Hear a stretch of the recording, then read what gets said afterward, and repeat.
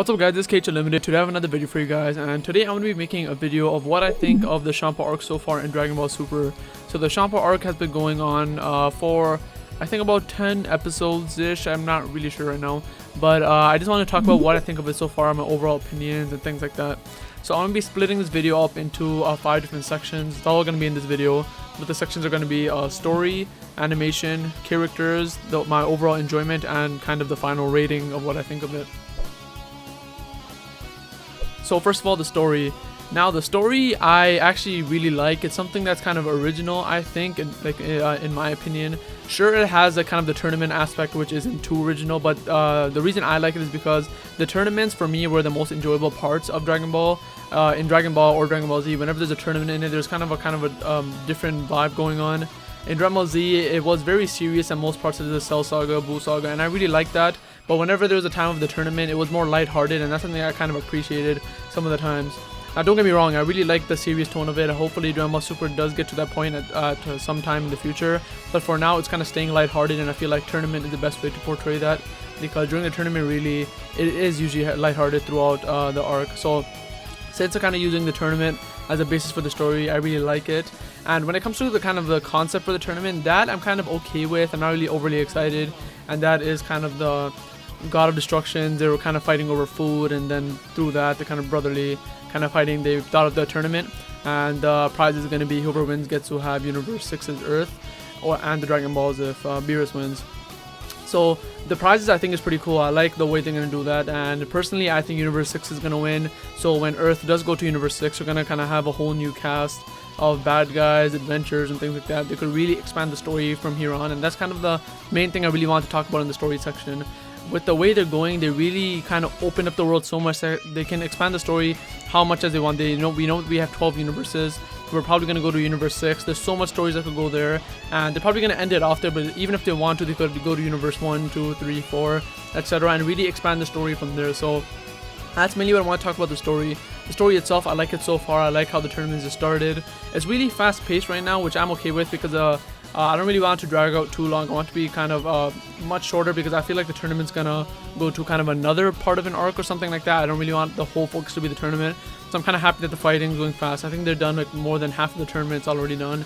And yeah, right now the story I really like, and I like how it's gonna expand onto more things later, hopefully. So yeah, that's kind of my opinion on the story. Now the second section is animation. Now the reason I put animation in, usually I wouldn't care, I really wouldn't put this on kind of a review thing for an anime, but the reason I'm talking about animation is because how a lot of people like judging Dragon Ball Super for the animation ever since episode 5. Now when it comes to the animation, I feel like for the most part it's actually been pretty good. I never really had any gripes with it. It's kind of boring here and there, especially the Botamo fight when Goku's fighting Botamo. They kind of being lazy, kind of using these kind of stock effects when he's punching Botamo's stomach and things like that. When it comes to that, I really don't like when they're lazy. But other than that, it's been pretty good. When it comes to the art is pretty good, such as like the way they're drawn on models. Sometimes it can get kind of lazy, but the animation's been kind of mediocrely good. So nothing that I'm gonna complain about. I'm okay with it, but it could obviously be better, and they can really build on what they have so far. So the animation, I'd say, is kind of like mediocrely good right now. Not too bad, but obviously not too good either. But yeah, I just want to talk about the animation in case you didn't watch the arc and you want to know how the animation is. So it's kind of like, it's okay, it's watchable, it's pretty good like that. Now we're going to talk about characters, and I feel like characters is a perfect thing to talk about with this arc, since we're getting so much new characters. We have Vados, Champa, we have Kaba or Cabe, we have Magetta, Hit, Frost, and Botamo. I don't know if I said him, but yeah, we have so much new characters, and right now we've been introduced to a few characters. First of all, spoilers if you haven't seen the new episode about Frost, I'm going to be talking about him. Frost, I feel like, is the most developed character we have from the cast of Universe 6. Like Champa and Vados, we know kind of about. Champa, I really love his character. I like him more than Beerus, because he kind of has a soft heart. He's kind of nice at some points in the arc, as you'll see if you do decide to watch it. And when it comes to Frost, the reason I kind of like his character, I feel like overall I do like his character, because there's a plot twist with his character. When he was first introduced, like we expected, he was kind of the good version of Frieza.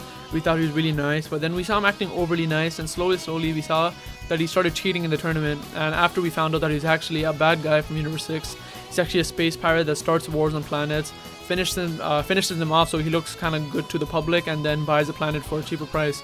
So he's kind of evil in that kind of sense. He's much smarter than Frieza in my opinion, and the way he did it, I feel like he's the smartest villain so far we've had in Dragon Ball, because the way his plan is made and the way he kind of does things is kind of realistic, sort of way how the real world kind of do something if there was evil, such as governments and things like that, how people talk about. But I feel like his story is pretty nice, and I kind of like his character for that because it's really realistic and it's something you could really compare with. So Frost, I feel like he's a really great character, and when it comes to the other characters, we really don't know much of them. Botamo, I don't think we're gonna learn anything more about him. His fight already happened. I feel like he was just there just to kind of start off the tournament, and he's out. I don't think we're gonna learn anything more about him. Magetta, I'm not sure if we can learn anything about him. I feel like it's going to be similar to Botamo. We're just going to fight him a bit. He's going to go out just to show some strength, and that's all. I just feel like they're both going to be like that. But the other characters, which are Kaba and Hit, I feel like we're going to learn a lot more about. Kaba is obviously the Saiyan. Hopefully him and Vegeta maybe get to go to his planet after the tournament arc or something like that. Hopefully he decides to transform in his fight if Vegeta can push him to it, because as we already know, we don't know if he's lying or not, but Champa asked if Kaba knew about transformations, and he said that he has no idea if Saiyans could transform because he himself doesn't transform and he didn't know anything about it. He was really surprised when Goku did it. So I feel like his character has really some interesting plot points that they could go towards in the future. And with Hit, he just seems the most interesting character to me. When Goku's fighting, he barely looked at him. And in the next episode preview for the next episode, which is 30 something, I'm really not on track right now since I kind of skipped a week. It shows Hit doing something to Frost. He's kind of like standing in a certain stance, and like the environment around him is crystallizing. So there's really a lot of mystery to Hit. We don't know what he is. We don't know what race he is. We don't know his motives. We don't know if he's good or bad. I personally think, first I thought he was going to be bad, but kind of seeing how the arc is turning out, I'm kind of thinking he's kind of good now, but he's kind of brutal with the way he does things. So that's kind of my opinion. That's kind of what I think about the character so far in Dragon Ball Super in the Champa arc.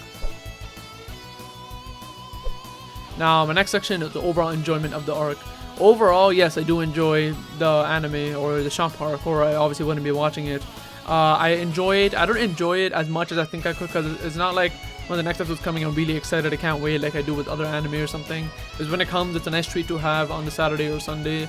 But other than that, it's just really just nice to have more Dragon Ball content, just as when I was a kid when I used to watch Dragon Ball Z. So other than that, I feel like it's good. If I wasn't a Dragon Ball Z fan, like if it was an anime on its own, I feel like I wouldn't really enjoy it. Kind of like the story isn't the most exciting, it's just really good compared to the other Dragon Ball Z arcs. It's like pretty original in that part. Animation, like I said, is mediocre. The characters so far, they're getting there, but like if you think about it as kind of a whole new anime which wasn't attached to Dragon Ball Z or anything, or if a new coming fan came to Dragon Ball Super, I really don't think it's good in that aspect that much. But for me, for what I want, I feel like I enjoyed overall and I really like it, and I hope to enjoy it in the future, and hopefully it does expand to the other universes and things like that. Lastly is the rating of the arc. Now I really don't care for ratings that much, but I just decided to do it if you did want to know. My rating, and I'm really generous with ratings usually, and my rating is 7.5 to 8 out of 10 for Dragon Ball Super. Not gonna really summarize my points, but like for what I said in this video, basically from the animation to the story, characters, overall enjoyment, it really is good. I really do like the Champa arc of Dragon Ball Super, but I feel like it has a lot of potential to be better. And remember, I'm just kind of reviewing the Champa arc, what it is so far. We're barely into it. I feel like we're just in a dent into what the Champa arc could be as a whole. So this is just what it is so far, and this is what I think of it so far. It could really hit 10 out of 10 at the end, maybe like a 5 out of 10 at the end if it's really shitty, but this is my opinion so far, and this is what I think about the Champa arc. So I hope you guys enjoyed this video of me summarizing the entire Champa arc. Let me know down in the comments below if you want me to make more videos about Dragon Ball Super. Remember to like, comment, subscribe, and the possibilities of Dragon Ball are unlimited. Later.